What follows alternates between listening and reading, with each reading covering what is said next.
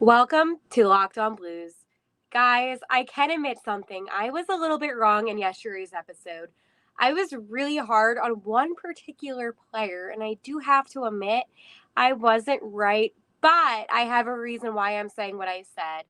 Also, we need to talk St. Louis about how the draft is only 12 days away. And folks, it is Friday, so I gotta ask you, are you feeling blue? This is all coming up on Locked On Blues. You're Locked On Blues, your daily podcast on the St. Louis Blues. Part of the Locked On Podcast Network. Your team every day.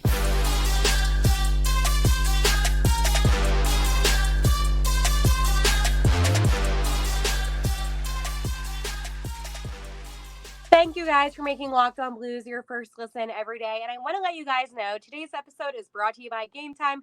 Download the Game Time app, create an account, and use code LOCKEDONNHL for $20 off your first purchase. All right, so the first thing that we're going to talk about today is Jordan Binnington. But I first want to introduce myself to you guys again. My name is Haley Simon. I am your host of Locked On Blues. Today is June 16th. 2023, and it is a Friday, and officially 12 days until the NHL draft. So that is coming up very soon, folks. But I want to let you guys know one thing. I can admit when I am wrong. And one thing that I was wrong about, it wasn't Jordan Binnington, so that's not what it's going to be about. It was about Sammy Blais yesterday, folks. I understand that he did have a good season when he came back, but my frustration lies in the fact, not that he had a somewhat decent season when he came back, it is that I expect so much more out of him. It's funny, like a lot of you guys said, oh, well, he's a third line guy, so how he's playing is completely fine. I see more potential out of him, and that's where my frustration lies. So in a way, it is because I do like him as much as I do, and it's because I see potential. But that was about yesterday's episode, and I wanted to address that because I don't want anyone to think that I am not the biggest fan of Sammy Blais, when it's the complete opposite. All right. So I am also on my phone today because there is a tornado where I'm at. I know. So if I look a little different, the lighting's a little off, just know that I wanted to put up an episode today despite there being tornado warnings and everything being down. It's kind of creepy. All right. So Binner had a rough season. There's no doubt about it. The St. Louis Blues struggled this past season. But one player in particular I feel bad for, and that is Jordan Binnington. When I did say on my episode earlier this week that I wanted him to have a solid backup goalie, it wasn't to dismiss Hofer, right? 22 years old. That is young. And goalies, it takes them a longer time to develop. What I was referring to is I want him to have a solid third string guy, a veteran that's in the NHL, a guy that is still young and can learn, but maybe won't be one of the best goalies of all time. And that's what I wanted for Binnington. The thing is, folks, at the end of the day, you got to remember that, Hofer is our future. He is so young, though. And Binnington, he's getting a little bit older. He's not old yet. But is it so bad that I want a guy that is coachable, a guy that could be reliable, dependable? I don't think that's a question in anybody's mind that would benefit the St. Louis Blues. But the season that Binnington had last year, stats don't do it justice. He had no protection on the D. So if anybody wants to say, he's not a good goalie, they should reconsider him, I don't want to hear that. He was dealt an unfortunate situation, and I truly do believe that he is still one of the top 15 goalies in the NHL. When he came to St. Louis, and really his inaugural season really playing real hockey, was the year that they went to the Cup. And he's made tremendous improvement. And there's only so much that a goalie can do. And I wanted to reiterate that on this podcast, on Locked On Blues, part of your Locked On Network, we support Jordan Binnington. Oh my goodness gracious, you guys. I cannot stand people that hate on him. And he has such talent. But I'm not saying, replace him with an Adin Hill who was a free agent. I am just saying that it's not a bad idea to consider maybe having a guy like Tristan Jarry, even though he has injuries quite a bit, but be a third string backup and, have Hoffer play some games, see where that goes. But I also don't want it to be a situation where he hasn't developed fully yet and then Binghamton is really just on his own. That is my biggest fear, to be honest. So that's why in free agency, I don't think there's any other player going after besides Ryan O'Reilly, who the Blues could utilize as a center again. Obviously, he's experienced, a veteran, and they would be silly not to try to acquire him again. Blues legend, to be honest. But when I look at the St. Louis team, that's the one thing right now that just makes me a little bit nervous with the draft. It's an offensive draft, and we're going to talk about that, but I feel fine about that. But with how the team is right now, I don't want them to draft a goalie. That is not even going to fix any solution whatsoever. So acquiring a goalie out of free agency will help tremendously. And this is only to benefit the Blues. Yes, cap space is super important. And I'm glad that some of you brought this up to me. You guys were even saying, Hale, listen, we want there to be as much open cap space as possible. And I hear you. I understand what you're saying. But at the same time, I'm somebody that I want the Blues to be successful and I want to set them up for success. So I wouldn't mind paying a little bit more money to a really solid veteran goaltender, but I also don't want to go bankrupt doing that. It's a fine line, as some might say. So that is how I feel about the whole goaltender situation. But Benner had a rough season. Things will turn around for him next season. I don't doubt that. He is beyond talented, and I don't want to hear any slander. I know a lot of national people have slandered his name, saying that he's not as good as he once was, and all of these things. When in totality, he just had a rough season because he had no protection. And you cannot expect a goalie, and it's not even just Binnington, it's any goalie in the NHL.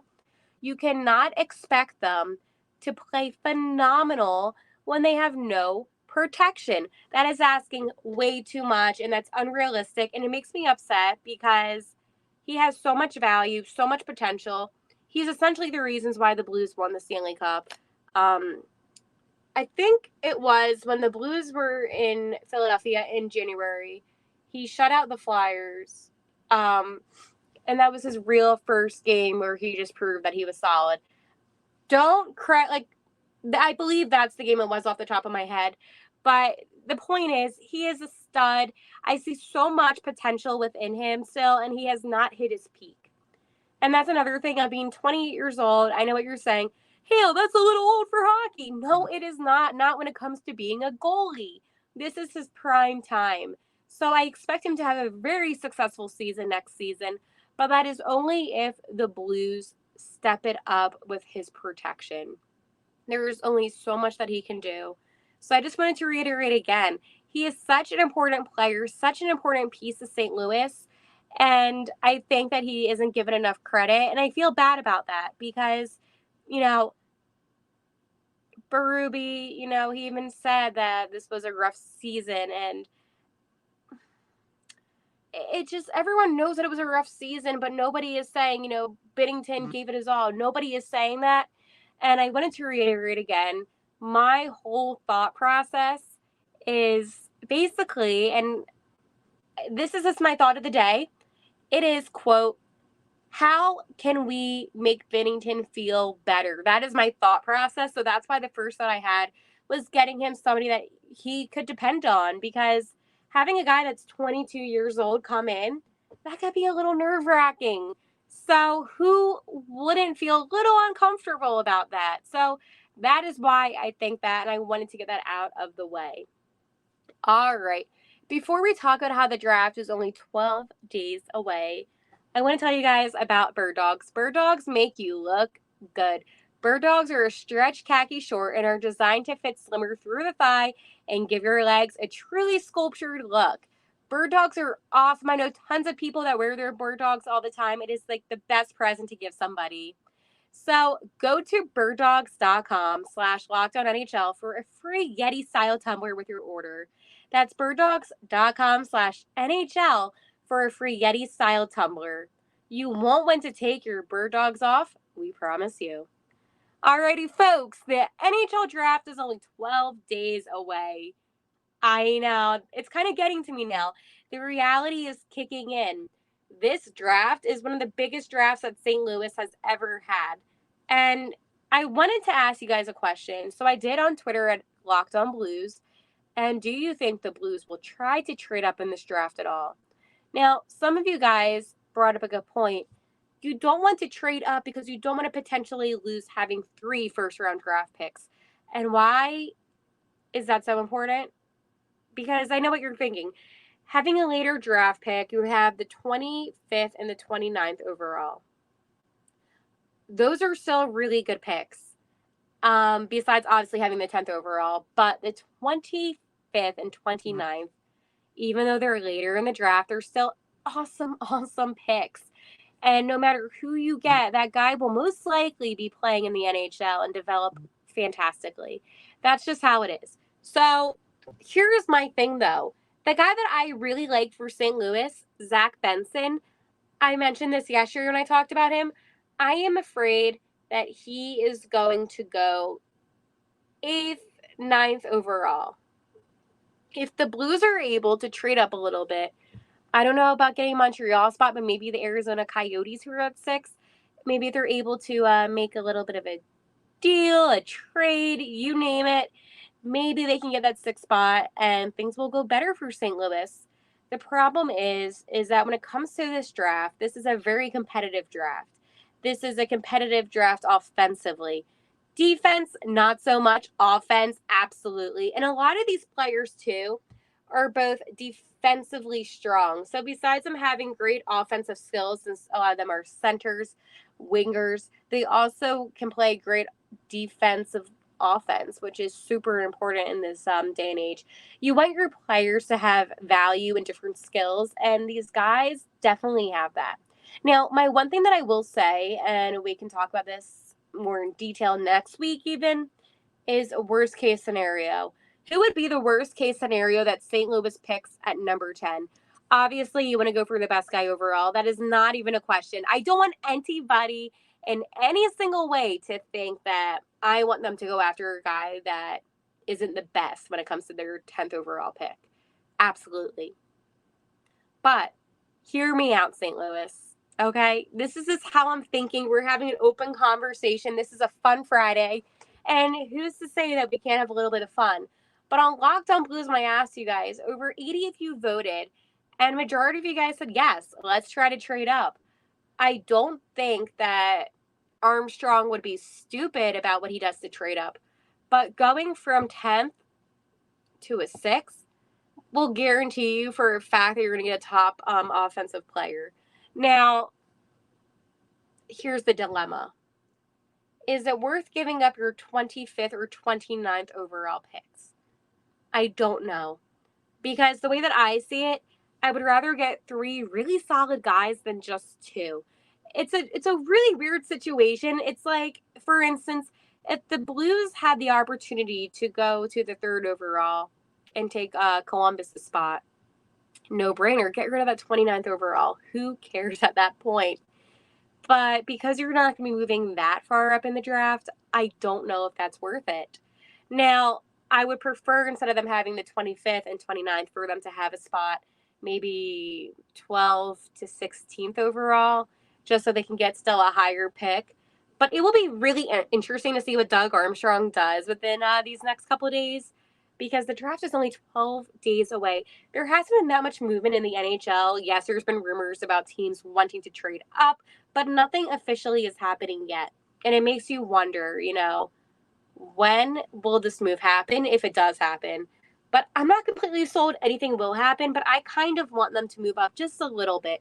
This draft class is so bleeping talented, and it sucks because Zach Benson, he would go first overall without a doubt in my mind if it wasn't for a Connor Bedard and a couple of the other guys, even a Will Smith. It's just such a competitive draft class. So really, when you have the first 10 picks, yeah, will the 10th overall, would he have been projected to go first overall if it wasn't for some of these other guys? No. But having maybe a top 5 pick, sure, that could be a possibility. Doesn't it just kind of drive you a little bit crazy knowing that this draft will really solidify how the season goes for St. Louis?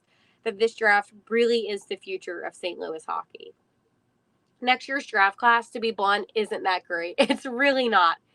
So this was the draft to go all out on. Next year free agency is a lot better than this year's free agency. This year's free agency sucks. But it's kind of like opposite day. You know, you got to draft well this season, have good free agency next season, and then the team can get back on track. But I don't want to be, and I said that this is a retool. Retooling means that you have all of your tools, just a couple of them need some replacing. That's what the Blues need to do. They just need to replace a couple of their tools. A rebuild is when you just knock down the building completely and you start from scratch again. St. Louis does not need to do that. They really don't. Robert Thomas, solid player. Justin Folk, solid player. Jordan Binghamton, solid player. Jordan Kyrou, solid player. Do I need to go on? There is some solid players that St. Louis has. And at the end of the day, adding a couple new guys, either being a center or a winger, beneficial. Now, I want them, we're going to be getting into more discussion and more detail next week. This is just kind of recapping this season. Well, not this season, this week. Y'all, I talk in way too much hockey lingo, whatever. But it's recapping how I feel this week. We have 3 first overall picks. I want offense, defense. So my 29th overall, I want it to be a defender. Unless we can get Axel at 10th overall. Because he is the one defender that I think has the most value and could really go in the top 10. It is such a strange draft because so much depends on who that 7th, 8th, and 9th overall picks take. Because I feel like all the guys I've talked about with you this week could have that potential to go in this spot. So we will see what happens. It makes me a little bit nervous, St. Louis. I'm not going to say I'm like the most confident person today because I am not by any means, but I am optimistic that maybe, just maybe, something good will happen. All right. So we do a really fun segment on Fridays, but first I'm going to tell you about my friends at Game Time. Boom, boom, boom. Okay. Game Time is the best ticketing service. So forget making plans months in ahead. You can get your tickets last minute for the best prices. It can be to sporting events, concerts, you name it. Game Time has it. They also show you where your seats will be. So they are so on it with making sure that you know what you're getting out of your dollar. So if you want to snag the tickets without the stress, download the Game Time app and go to the Game Time app and use code LOCKEDONNHL for $20 off your entire purchase. Terms apply. Again, create an account and redeem code LOCKEDONNHL for $20 off. Download the Game Time app today. Last minute tickets, lowest prices, guaranteed. I like to do a fun segment on Fridays called Are We Feeling Blue Today? Are we feeling blue today? Are we feeling a little bit down today? And my answer is no. I feel revamped today because when Blues Day was on Monday, June 12th. And I got to tell you guys, seeing how Blues Nation comes together, seeing how we all just bonded over the fact that one of the best days in our history of being a team, it reminded me that this team is special. This team is magical. We all thought during that Dallas series that, there was no hope. We lost some hope, and then we gained it back, and then we went to Game 7 against the Boston Bruins and won the whole thing. This entire week, I've been reminiscing a lot on just how our team has been, and I don't think that there's any lost hope when it comes to the St. Louis Blues.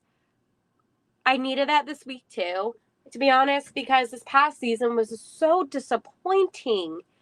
And there's no words to describe what it's like to come out of a season that was a complete letdown. there wasn't many positives. There wasn't many, great moments. We lost some guys. We lost Vladdy this trade deadline. Like we lost Ryan O'Reilly. We lost so many guys that we loved. And it's really hard to be positive, to be as optimistic when it really hasn't been that great of a season. But I am not feeling blue because We Won Blues Days gave me a spark again. It gave me an energy again, and it made me feel more excited again about the future of this team. And of course, when you watch your team, a lot of the broadcasts were replaying the game, that Game 7. I should have been more specific, but that's what a lot of the broadcasts were doing. And it just made me feel hope again. It sounds crazy, but the way I look at hockey, it's like magic. And, hearing Gloria so many times this week and everyone's reactions and Lila and just Lila Anderson, oh my gosh, just everything about that was a storybook ending. So, yes, I don't feel blue today. But I want to know, did We Won Blues Day make you guys feel any bit better? Did it make you feel optimistic? Did it make you feel like, you know what? The St. Louis Blues, they still have that spark. They still have that foundation. It's just a matter of fact of getting back there. And it's not going to be easy, folks. And I want to reiterate that. It's not going to be easy to be a good team again. But it is easy to believe in your team again. And that's the motto of today's episode. It's about belief. It's about having faith. It's about reigniting that hope and that spark and that light. Because this is St. Louis hockey. We have a passion for sports. We have a passion for soccer, a passion for baseball. We have passion in St. Louis, Missouri. Not a lot of cities can say that they have the passion that we have here in St. Louis, but we do. We have fans all over the country, all over the world, all over, even our friends up north, we have some Blues fans. I'm not even in St. Louis, but I'm still here. I'm still preaching to you all about how important it is to wear the blue, even though I'm wearing red today, but how important it is to wear the blue, to be hopeful, to have that pride, because at the end of the day, your support, your loyalty resonates to the players on the ice. It resonates so much. And with the biggest draft in Blues history coming up very soon, this team could be pretty darn successful. And you got to look at the other teams in the Central. And I mentioned this. Chicago, unfortunately, will be getting Connor Bedard. That's sort of locked in. But other than that, yeah, Arizona has a little bit of a higher pick. But is that player going to fix the Coyotes? No, it's not. So out of every single team in the Central this draft, the Blues realistically, besides the Blackhawks, but the Blues realistically have the best chance of being the most successful from this draft in the long term, because we have 3 first overall picks and Chicago only has 1. And while it is the best player in this draft class, I would rather have 3 solid guys than just 1. Maybe that's my positivity kicking in. Maybe that's just me listening to Gloria one too many times and thinking, hey, we can get back there again. But on that note, you guys, today's episode was fun. A little weird because I was on my phone today and not my computer, but the job still got done. And I will talk to you all next week. Have a great weekend, Blues Nation. And again, thank you guys so much for welcoming me into the best community ever. And I cannot wait to talk some more Blues hockey with you all. For all things Locked On, make sure you guys follow us on Twitter at oh my gosh, I can speak. Locked On Blues, and then my Twitter at Haley T. Simon. Make sure you guys say, oh my gosh, why can't I speak today? Make sure you guys subscribe to the YouTube.